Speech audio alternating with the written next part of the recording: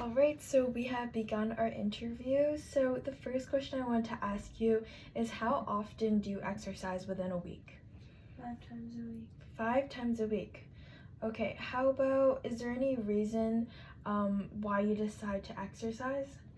I powerlift, it's my sport. Okay, so you powerlift. Why did you decide to go into powerlifting? And if you could project actually for the video, that would be great. Yeah, I powerlift because I'm good at it and I'm competitive and I like to win. So you like to win, you like the competition, and you feel like you're a pretty good athlete that is suited for powerlifting. Awesome. And how long have you been engaging in this activity of powerlifting? I've been powerlifting for 3 years. 3 years, wow. And how did you first get into powerlifting? A friend got me into it and it was really good. And there was a University of Michigan powerlifting club. And I had some friends that were also going to work out with me regularly and taught me a lot of stuff, so I got into it through them. Awesome, thank you for that. So your friends are really a big motivator for you to get into this sport when you first joined. What type of physical activities interest you beyond powerlifting? I like to run as well. What about running allows you to enjoy your physical activity more, or does it support what you actually do in powerlifting? Sometimes it supports.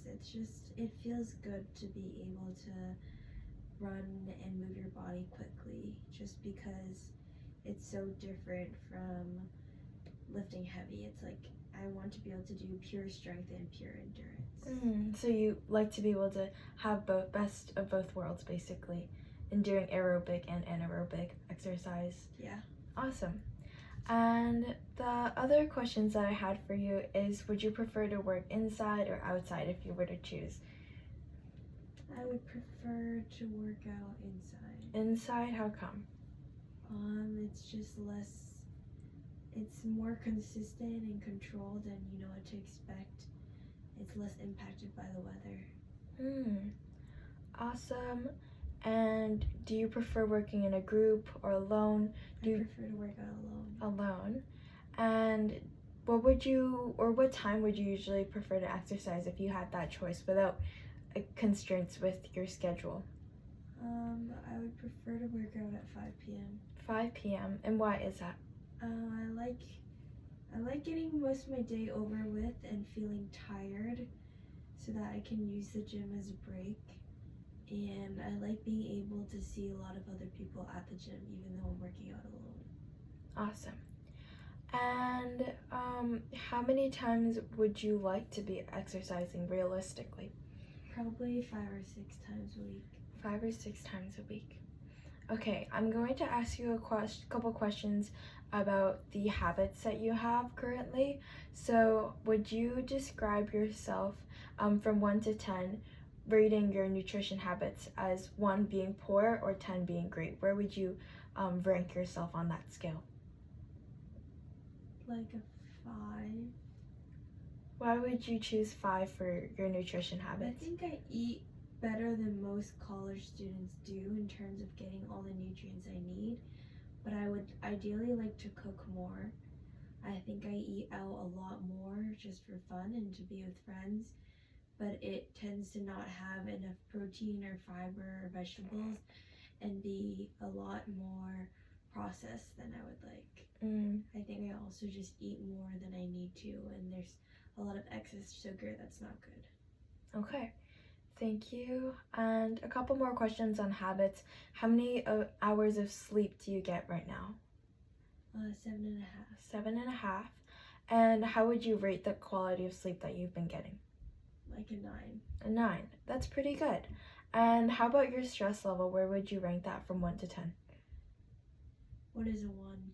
A 1 would be low stress, not really experiencing any, and then highest would be the highest level of stress. A 1. A 1. Awesome. And now I'm going to ask you a couple questions about some goals you may be having. So are there specific areas that you have goals for your physical activity right now? Ideally, I would just like to do a little bit of cardio every single day for cardiovascular health benefits. Okay, So being able to do more cardio is pretty important to you, just for the benefits, but you also said you enjoy it too, correct? Yes. And then are there any other goals that you have, whether it be nutrition or sleep related or health loss related, or even specific to your sport right now in powerlifting? I would like to get stronger. You want to get stronger? Are there any specific goals that you have to cater yourself to get stronger right now? I just want to improve my 1 rep max on squat, bench, and deadlift. 1 rep max improvements. Okay, great. And how would you feel once you had achieved these goals, once you achieved them? I would feel really happy.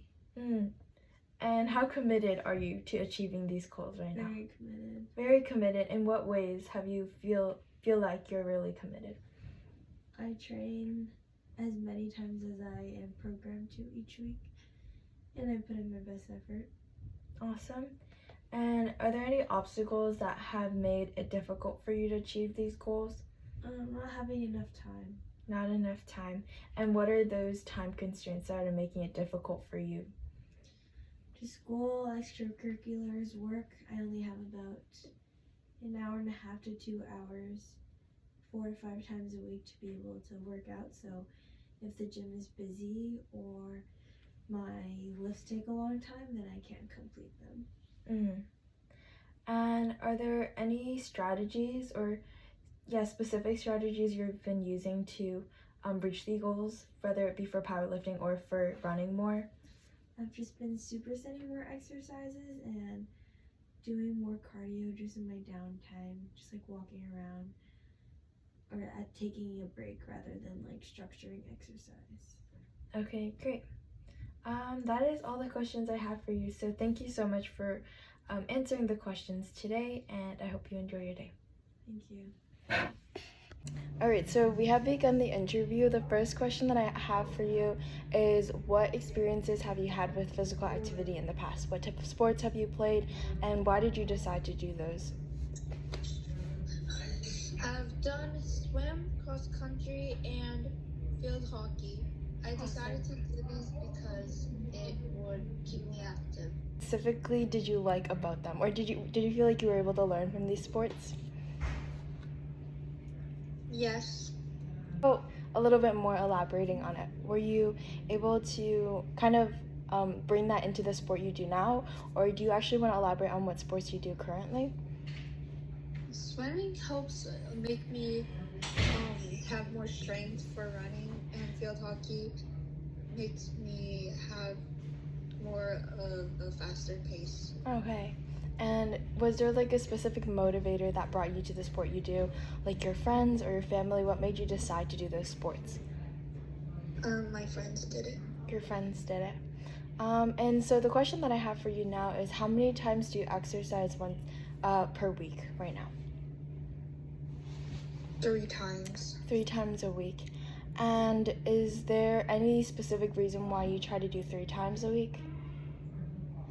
Because I need to stay fit. You need to stay fit. What does fit or being fit look like to you?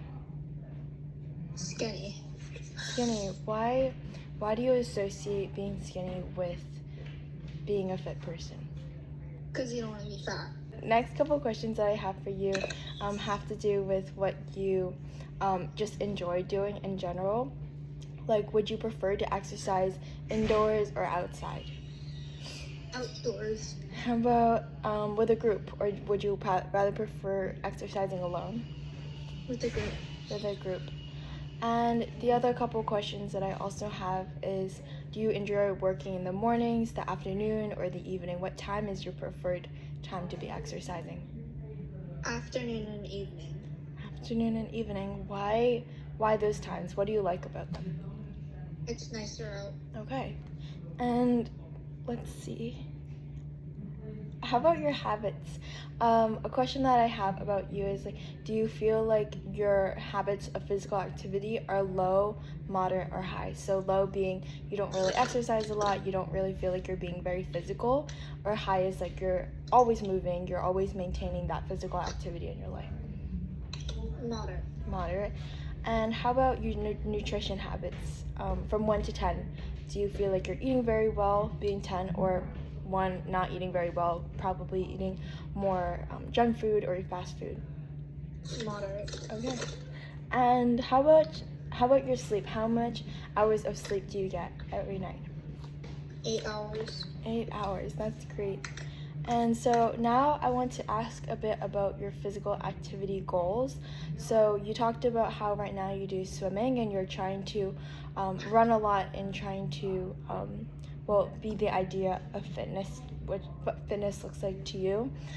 So what is your goal right now to get to that goal of being a fit person, which you said is more lean? Running. How many times do you try to do running? At least 2 times a week. And what do you do on the runs that you go on? Run with my friends. You run with your friends. And what about running with your friends do you enjoy? Like, why do you decide to run with your friends? Less awkward outside. Less awkward. And are there any other sports that you tried or any other things that you've tried to get to that idea of fitness that you're striving towards? I've done swim. You've done swim. And what about swimming are you trying to use to get more fit? Muscle. Gaining more muscle. And why do you want to gain more muscle? So I can be stronger. Why does stronger matter to you? A lot of people, especially a lot of women, don't necessarily have that striving for them. So I want to hear about why you want to be stronger. Increases your pace and speed. Is there a specific goal you have right now for swimming in the future? Get a 35-second 50 free. 35-second 50 freestyle? Yes. Ooh, and what are you trying to do in your practices to achieve that goal right now? Do more leg workouts. Doing more leg workouts. And how about your upper body? What about your upper body? Upper body is strong enough.